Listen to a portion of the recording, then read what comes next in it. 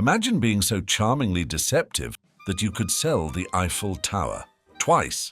The man we are referring to is Victor Lustig, born in 1890 in Hostinné, a small town nestled in the rugged terrain of Bohemia, now part of the Czech Republic. From an early age, he demonstrated remarkable intelligence, showing an innate ability to grasp complex concepts with ease, a character straight out of a rogue's gallery. As a young boy, Lustig exhibited a natural aptitude for languages, mastering not only his native Czech but also German, English, and French. This intellectual prowess set the stage for a life that veered dramatically off the beaten path. His parents, ordinary and hard-working folk, hoped their son's brilliance would lead to a respectable career. However, the cunning Lustig had other plans. At the age of 19, while taking a temporary hiatus from his studies in the bustling city of Paris, his life took a dramatic turn. Lustig delved into the world of gambling, finding the allure of quick money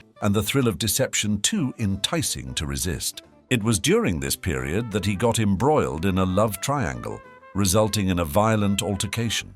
This encounter left a deep, distinctive scar on the left side of his face, a permanent reminder of his early escapades in the City of Lights. Having abandoned his formal education, Lustig fully embraced the life of a con artist. He was a man of charm and sophistication, using his multilingual skills to swindle the elite and the gullible alike. His early cons were relatively small-time, cheating at card games, selling fake jewelry, but they laid the foundation for the grand schemes he would later concoct. By the time he was in his early 20s, Lustig had developed a taste for the high life, and his ambitions grew accordingly. In the early phase of his criminal career, Victor Lustig found his hunting ground on the transatlantic ocean liners that sailed between France and New York City. Here, the unsuspecting wealthy became his prey. He masqueraded as a musical producer, a facade polished with practice, charm, and believability. His targets were the affluent travelers, eager to invest in what they believed was a lucrative opportunity in the dazzling world of Broadway productions. Of course, these productions were as real as Lustig's integrity. However, the outbreak of World War I disrupted this profitable avenue. The grand ocean liners, which had been Lustig's stage for deception, ceased their services. Recognizing the changing tides, Lustig set his sights on the United States, a land ripe with opportunities for a man of his talents and lack of scruples. His early endeavors on these liners were crucial, as they were the testing grounds for his schemes. Here, Lustig refined his art of persuasion and deception, skills that he would later employ in more heinous scams. In the early 1920s, before the notorious Eiffel Tower scam, Victor Lustig devised a deviously clever con known as the Romanian box swindle. The centerpiece of this scam was a contraption he claimed could duplicate currency.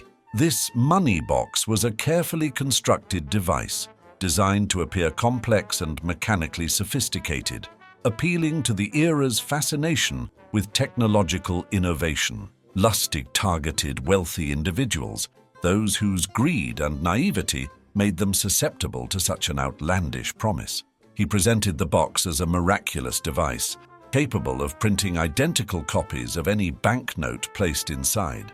To make his deception believable, he would perform a demonstration using a genuine bill, which he secretly switched with a duplicate beforehand. The box, he explained, required 6 hours to duplicate a note, a clever ploy to buy time and prevent immediate exposure of the scam. The psychology Lustig employed was simple yet effective. He tapped into the human desire for easy wealth and the allure of cutting-edge technology. By pitching the box as a closely guarded secret, only available to a select few, he created a sense of exclusivity and urgency. His victims, blinded by greed and the fear of missing out, were easily convinced to part with their money for this supposedly incredible device. Lustig's mastery in maintaining the illusion was key to the scam's success. He would often leave the city soon after selling a box, ensuring he was long gone before the victim discovered the ruse. By the time the duped buyer realized the box was a sham, Producing only a couple of genuine notes before yielding blank paper, Lustig was already working his next scam elsewhere. In 1925, Victor Lustig embarked on what would become his most audacious and famous scam, the sale of the Eiffel Tower. It was a stroke of criminal ingenuity, exploiting the then-known financial burden of maintaining the iconic structure. Lustig meticulously crafted a persona of a government official, a deception bolstered by his attention to detail and persuasive eloquence. To lend authenticity to his ruse, Lustig produced a series of fake government documents. These forged papers were meticulous in their detail, designed to withstand scrutiny and convince even the most skeptical. With these documents in hand, Lustig organized a clandestine meeting at a luxurious hotel, the venue itself an element of his elaborate con. He invited a select group of scrap metal dealers, presenting them with an opportunity that was as lucrative as it was historically significant: the purchase of the Eiffel Tower for scrap. The narrative he spun was compelling. The Eiffel Tower, he explained, had become a financial albatross for the French government. Its maintenance was exorbitant, and in the post-war economy, the government had decided to dismantle and sell it. To the scrap metal dealers, this was a once-in-a-lifetime opportunity. Lustig's performance was so convincing that the dealers, blinded by the potential profits, were tripping over themselves to bid for the rights to the tower. The first scam was a resounding success. Lustig walked away with the equivalent of $5,000 adjusted for inflation, leaving Paris to lay low in Austria. However, the intoxication of his triumph spurred him to attempt the scam once more upon his return to Paris. He repeated the process, but this time his luck ran out.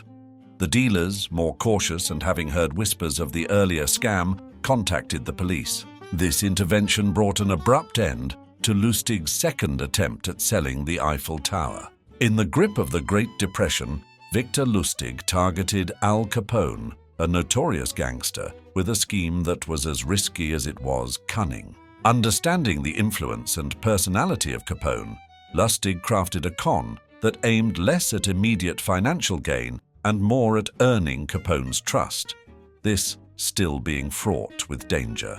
Lustig presented Capone with a proposition for a supposedly profitable business venture, requesting an investment of $50,000. His pitch was crafted to be alluring, promising substantial returns with little risk, appealing directly to Capone's business sensibilities. However, this entire scheme was a fabrication, a mere setup for Lustig's elaborate con.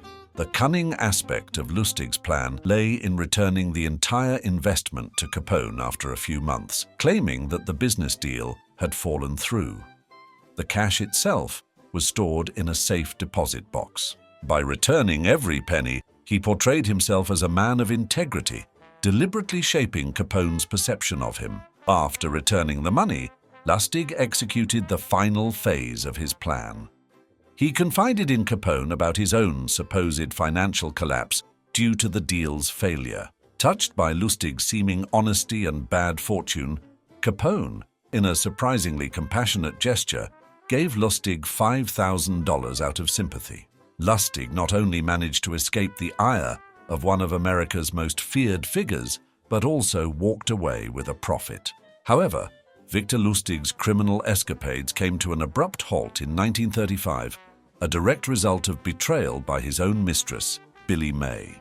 Her actions were fueled by jealousy and a sense of revenge, as she learned of Lustig's involvement with a younger woman. In a crippling move, May contacted federal authorities, setting the stage for Lustig's downfall. On May 10, 1935, federal agents arrested Lustig in New York City. The charges against him were severe. Counterfeiting, especially, was a crime that the authorities took particularly seriously. Despite his charm and wit, Lustig couldn't talk his way out of this predicament. His usual tactics of persuasion and manipulation fell flat in the face of the law. During the arrest, agents discovered a key in Lustig's possession. He stubbornly refused to reveal its purpose or origin, which only deepened the investigators' suspicions. Their persistence paid off when they traced the key back to a locker at the Times Square subway station. Inside this locker, the authorities found not just $51,000 in counterfeit bills, but also the printing plates used to produce them. This discovery was the final nail in the coffin for Lustig's criminal career. Victor Lustig's end came within the formidable walls of Alcatraz, where he was serving a 20-year sentence, lengthened by an additional 5 years due to a daring but unsuccessful escape attempt. In 1947, while still a prisoner, Lustig's health deteriorated as he contracted pneumonia. He succumbed to the illness on March 11, 1947, at the Medical Center for Federal Prisoners in Springfield, Missouri. His death certificate, curiously, listed his occupation as apprentice salesman, a stark understatement for a man whose life was defined by grand deceptions and notorious cons.